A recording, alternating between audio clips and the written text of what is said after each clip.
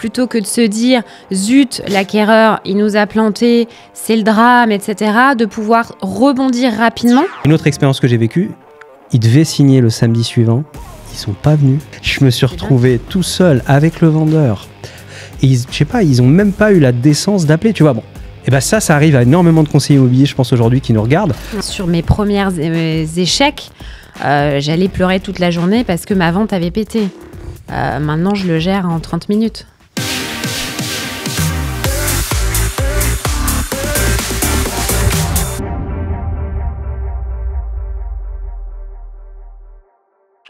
Bonjour à toutes et à tous, c'est Cédric de Disrupteur Immobilier. J'espère que vous avez la forme. Nouvel épisode aujourd'hui. Et on va être sur un épisode Mindset Booster. Donc, un moment pour parler de l'état d'esprit du conseiller immobilier. Parce qu'on le sait très bien, c'est 80% de la réussite d'un conseiller immobilier. Et aujourd'hui, j'ai la chance d'avoir Anne Boucaud avec moi. Salut Anne. Salut Cédric, ça va ?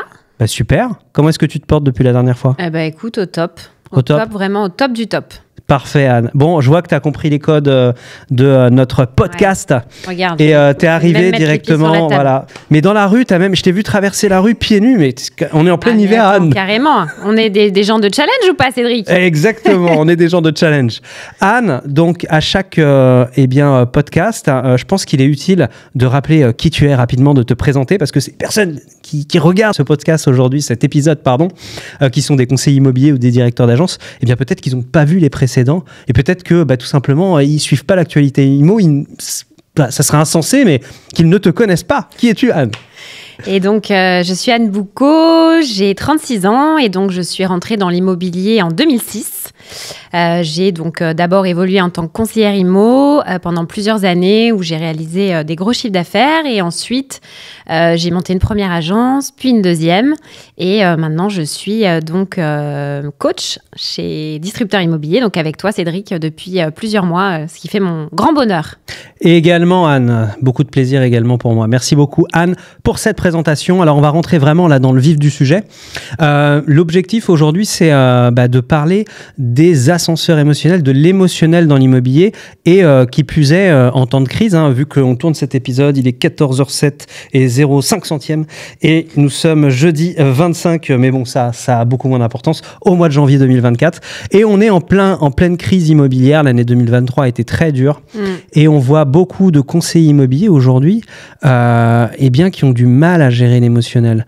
Toi, quelle est ta vision par rapport à ça, la gestion de l'émotionnel ? Carrément. Alors, moi, ce que je peux te partager, Cédric, c'est que c'est un métier où, effectivement, on parle souvent de l'ascenseur émotionnel, qui est une réalité parce que c'est vrai que dans ce métier-là, d'une manière générale, on a les variations de l'acquéreur qui est acquéreur un jour et qui le lendemain se rétracte, entre le moment où on signe l'avant-contrat, donc le compromis de vente, et la vente définitive, parfois il y a les aléas, le financement qui est difficile à obtenir, enfin bref, il y a plein d'étapes qui peuvent être problématiques. Une visite il y a une contre-visite, mais finalement il n'y a pas d'offre, il y a vraiment multitude de scènes qui font que nous, on a parfois du mal en tant que conseiller à se dire mince, comment je peux apprendre à gérer ça au fur et à mesure. Donc moi, quand j'ai commencé, j'avais 18 ans. Et ce que vraiment je peux retenir, c'est que il faut d'abord accepter toutes les situations, les prendre vraiment avec du recul, souffler un coup et se dire comment est-ce que je peux agir moi à mon échelle et surtout ne pas rester dans un état où on va ruminer sur des éléments sur lesquels on n'a pas de contrôle. Si l'acquéreur à un moment donné rencontre une difficulté, comment est-ce que je vais pouvoir l'aider ? Si c'est par exemple des difficultés sur son financement, qu'est-ce que moi je peux apporter comme valeur ? Est-ce que je peux conseiller un autre partenaire, etc. À chaque fois d'être pragmatique dans ses décisions et surtout ne pas se raconter toujours la même histoire de c'est compliqué, etc. Parce que c'est un métier où on sait qu'on va parfois devoir gravir des montagnes et toujours se mettre dans cette situation-là et de garder toujours un état d'esprit positif. Top, Anne. Bon, on est là, on est juste tous les deux, il n'y a pas les caméras, tout ça. Dis-moi, t'as vécu toi un moment challengeant comme ça, un jour où vraiment ça a été dur émotionnellement? Est-ce que tu pourrais me le partager entre nous? Alors là, tu me prends un peu de cours, Cédric. Je t'avoue que j'avais pas vraiment réfléchi à ça. Ouais, j'ai rencontré des difficultés, bien évidemment, comme tout à chacun, sur une vente IMO, par exemple, qui a pu être difficile. C'est ça que tu veux dire ? Là, j'ai pas d'exemple à te donner, mais oui, je vais te prendre un exemple. J'ai déjà rencontré plusieurs refus de prêt sur des dossiers. Et donc, comment moi, je l'ai vécu, j'ai essayé vis-à-vis de mon vendeur de pouvoir rattraper la chose assez rapidement et de retrouver un acquéreur. Donc, si je devais partager une chose, c'est que plutôt que de se dire « zut, l'acquéreur, il nous a planté, c'est le drame, etc. », de pouvoir rebondir rapidement. Ça m'est arrivé une fois sur un refus auquel on ne s'attendait pas du tout, d'avoir retrouvé un acquéreur très rapidement parce que j'ai réagi en mode tac au tac en me disant « ok, je reprends tout ce qui s'est passé sur le début de la transaction et avant de trouver cet acheteur-là, j'avais tel client qui était potentiellement intéressé, tout de suite à rappeler ses contacts et à avancer et pas se morfondre en me disant « j'ai perdu l'acheteur, j'ai perdu la vente ». Donc, voilà, j'ai pu rebondir vite. Et là, en l'occurrence, sur cette transaction, ouais, on avait retrouvé un acquéreur très, très vite derrière et la vente s'est faite. Je peux te parler d'une de mes histoires, moi, après? Ah bah, avec plaisir. Écoute, moi, un truc qui m'est arrivé vraiment, qui m'a bouleversé émotionnellement, c'est qu'un jour, je suis tombé sur un couple et le type battait sa femme. Ah, ça, c'est pas cool. Ouais, c'est pas cool du tout. Et dis-toi, elle était tellement stressée, elle était dans un état émotionnel tellement dingue qu'elle perdait ses cheveux et il lui manquait des dents. Enfin, tu vois un petit peu le contexte, le truc hyper dur. Et un jour, donc, quand je suis arrivé la première fois, je connaissais pas cette situation-là et je me suis retrouvé entre deux, lui qui pète un câble. Et là, tu sais pas comment réagir, quoi, en fait, tu vois. Et ça a été un moment qui a été très compliqué. Donc, moi, à ce moment-là, si tu veux, j'ai juste eu le temps de les séparer, voilà, d'essayer de dire je suis pas là pour voir ce genre de scène et tout, machin. Mais ça a été un moment qui a été vachement difficile. Donc là, je me suis rendu compte que dans le métier de conseiller immobilier, on a aussi un côté de modérateur, pour tempérer les choses et de fluidifier parfois les relations, même pas forcément entre les parties externes eux-mêmes, mais parfois même dans les couples. Et j'aborde toujours mes rendez-vous maintenant en me plaçant un petit peu comme un psy, tu vois, où voilà, je dois garder de la hauteur, je dois jamais parler avec mes émotions et je dois toujours rester très neutre et très très au-dessus de tout ça. Donc ça, c'était cette petite expérience-là. Et une autre expérience que j'ai vécue, et là aussi qui m'a agacé avec les ascenseurs émotionnels qu'on connaît dans l'immobilier. Des gens, je leur fais visiter la terre entière. La terre entière. Je les emmène même chez moi parce que je sentais qu'il y avait une relation, un truc, et je les avais emmenés visiter dans ma rue. À l'époque, je vendais énormément de maisons dans ma rue à Plaisir dans les Yvelines. Ils viennent prendre le café à la maison avec mes parents et tout ça. On se met d'accord sur un bien. Ils devaient signer le samedi suivant. Ils sont pas venus. C'est envie de dire, ils sont pas venus, ces bâtards. C'est clair. Ils sont pas venus. Je me suis retrouvé tout seul avec le vendeur, en train d'attendre pendant 1 heure, essayer de les appeler, machin. Ils sont pas venus et au final, en fait, ils nous ont fait un vieux coup de Trafalgar.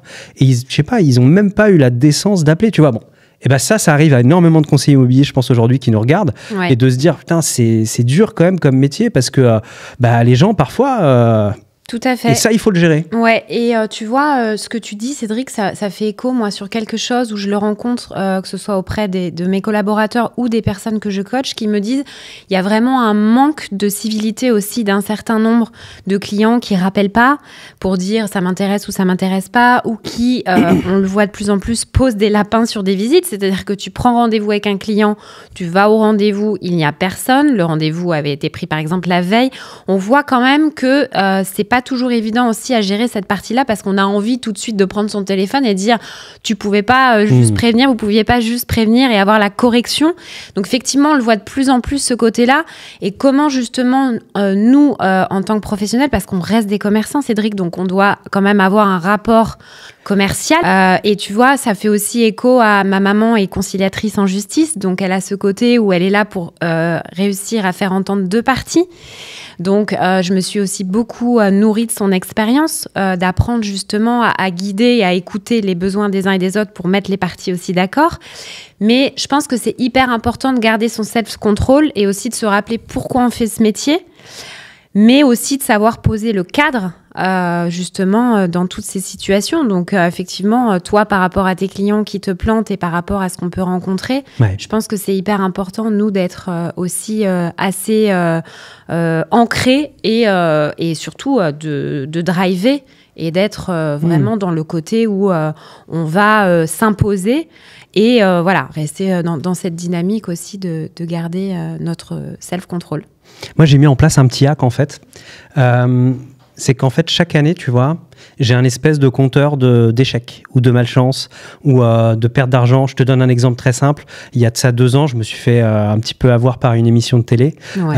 J'avais donné de l'argent pour passer à la télé, machin. Et au final, bon, les mecs, ils ont fait n'importe quoi, bref. Et j'ai perdu 15 000 balles, tu vois. Et ça m'a fait aucun... Enfin, comment dire ? J'ai même pas eu mal au cœur ou quoi que ce soit par rapport à ça, parce que je m'étais préparé à ça. Je me suis dit, OK, chaque année, je vais perdre de l'argent.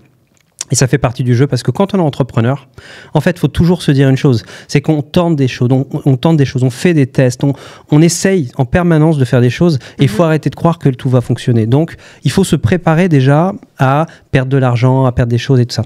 Et niveau émotionnel, c'est toujours cette idée de prendre de la hauteur et de se dire, ça peut mal se passer, il peut y avoir quelque chose dans la situation et tout ça. Et pareil pour mes dossiers, tu vois, j'avais un taux de casse. Je me disais, OK, chaque année, je peux avoir à peu près 15% de dossiers qui cassent et j'ai pas le droit d'enchaîner. C'est normal, en fait. Ouais. Parce qu'un bon commercial, forcément, son travail, c'est d'amener les choses, c'est parfois de les pousser un petit peu, de forcer le destin. Et donc, forcément, il peut y avoir des choses qui pètent. Donc, il faut accepter ça déjà, pour moi, en amont et se dire, OK, j'ai un dossier qui pète, OK, machin. C'est normal.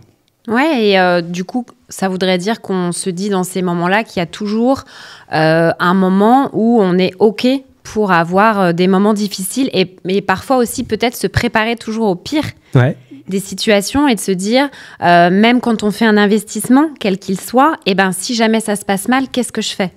Et c'est un peu comme dans notre métier, voilà, quand on rencontre une difficulté comme ça, de se mettre dans la posture et de se préparer éventuellement à ça. Donc, ça peut être intéressant, ouais, carrément. Top. Et alors toi, Anne, donc là, aujourd'hui, tu coaches combien ? T'es quand même à une 45. 45. Ah ouais, j'étais loin. J'allais dire une trentaine. 45 en l'espace de 6 mois, c'est énorme. Mais 4 mois, Cédric. 4 mois ? Ah ouais, 4 mois, ouais. Ouais. C'est ouf. Fin septembre et on est fin janvier. C'est parce qu'elle a un top formateur avec elle. Ouais. Ah, Jean-Philippe nous dit dans l'oreillette. C'est parce qu'elle a un top formateur avec elle. On en revient à cette humilité de ce cher Jean-Philippe. Jean-Philippe, c'est dans son ADN. C'est dans son ADN. Anne, justement, t'es coachée aujourd'hui. Est-ce que c'est une partie qui est importante dans leur développement, la gestion de l'émotionnel ? Ouais, on le voit au sein des coachés qu'effectivement, savoir gérer l'émotionnel et savoir gérer justement leur confiance en eux aussi là-dessus. Je le vois pas mal, ouais, sur vraiment cette partie-là de se dire comment est-ce que je peux apprendre à être un peu plus maître de moi pour justement mieux gérer mes émotions. Donc ça revient à ce que peut nous dire aussi Jean-Philippe sur la maîtrise de soi, de comment on va gérer exactement. Jean-Philippe, la méditation, le yoga. Il est parmi nous aujourd'hui. Mais ouais, tous ces éléments-là pour justement être plus performant là-dessus. Et c'est hyper important quand on est conseiller. Et pour tous ceux qui ont même commencé il y a plusieurs années, pour ceux qui ont envie de continuer, parce que moi, je vois au bout de... ça va faire 18 ans là que je fais ce métier. J'ai vraiment, au fur et à mesure, vraiment cranté et évolué là-dessus par rapport à mes débuts où je vois sur mes premiers échecs, j'allais pleurer toute la journée parce que ma vente avait pété. Maintenant, je le gère en 30 minutes. Tu vois ? Parce que aujourd'hui, je sais sur quoi je peux agir et pas justement sur où je ne peux pas agir. Oui, tout à fait. Et c'est OK, en fait. Et je suis complètement alignée avec ça. Et là où je vais pouvoir agir, je vais me donner à 400%. Par contre, quand j'ai pas de moyen d'action, je lâche, quoi. Et c'est OK. Next. Super. Mille merci, Anne. Avec plaisir. Autre chose à rajouter par rapport à tout ça ou on a fait le tour? Non, écoute Cédric, je pense qu'on est bien. Ça serait sympa que nos amis auditeurs ou nos followers sur YouTube et les autres réseaux sociaux nous disent ce qu'ils en pensent avec un petit commentaire et peut-être nous partager aussi des situations que vous vivez aujourd'hui par rapport à ça. Ça serait vraiment génial. Ouais, carrément. Merci beaucoup Anne d'avoir été présente. Merci Cédric. Merci à tous. Je vous souhaite une très très belle journée. On vous souhaite une très très belle journée. Belle journée. Bye Ciao. bye. Bye. Ciao.